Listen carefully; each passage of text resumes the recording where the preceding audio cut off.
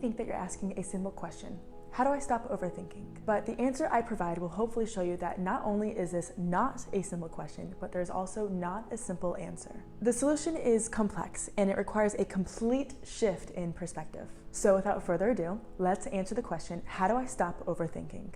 A few days ago, I posted a poll on my Instagram story asking the people who follow me what they overthink the most. The majority of the answers were their relationship, their career, future possibilities, and past interactions that they didn't think went well. I've come to the current conclusion that when we are overthinking, we're trying to control a certain outcome. Overthinking gives us the illusion of control. Keeping ourselves stuck in problem-solving mode makes us feel like there's a solution to the problem if only we think longer and harder about it. We want to make sure that our relationships are secure and that we end up with the girl or the guy of our dreams.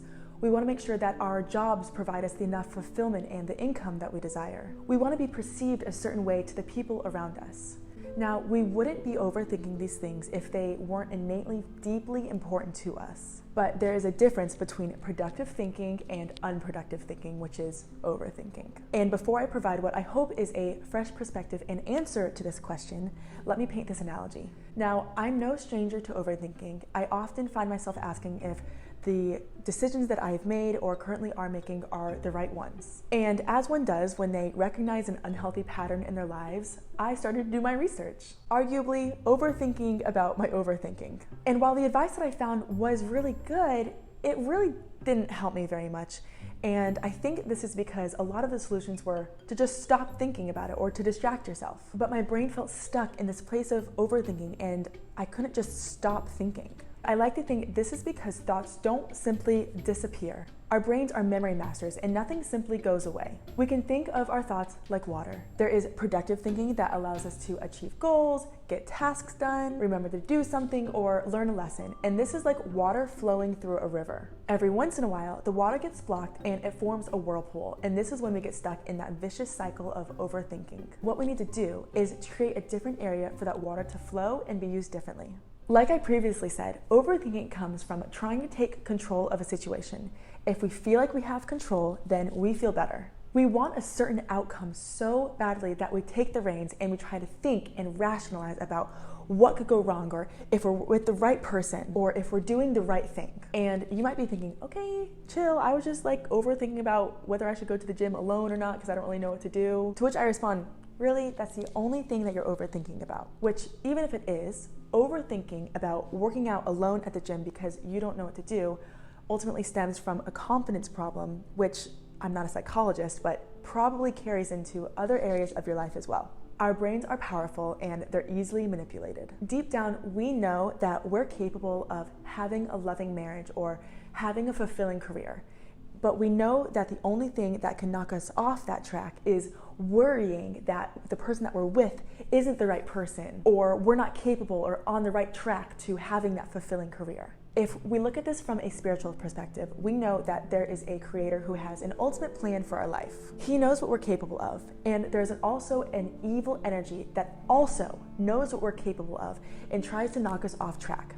And the only way that he has access to us is through our mind. For simplicity's sake, I'm going to refer to this evil energy as Satan. When you're meant for a bigger purpose, Satan will try to distract you by causing you to overthink.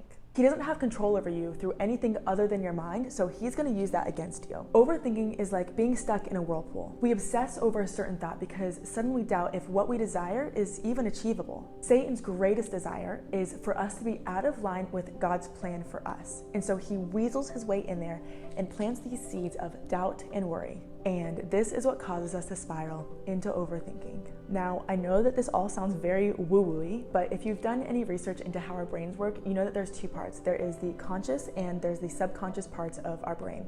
Once we become aware that this cycle of overthinking doesn't come from us, but something that we're being influenced to do, it's no longer something that we have to deal with or stop, but rather redirect. And while knowing where overthinking comes from is helpful, we might still need a little bit of help. I briefly talked about the differentiation between productive and unproductive or overthinking. We know thinking is productive when it contributes to our happiness and our peace and the ultimate fulfillment of our path.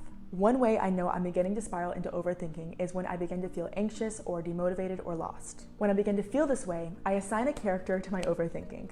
I visualize a little worm trying to weasel its way into my thoughts, and I visualize myself saying, not today. You can visualize whatever you want. It could be a little dirty insect, it could be Bowser from Mario Bros, or it can be a dark cloud.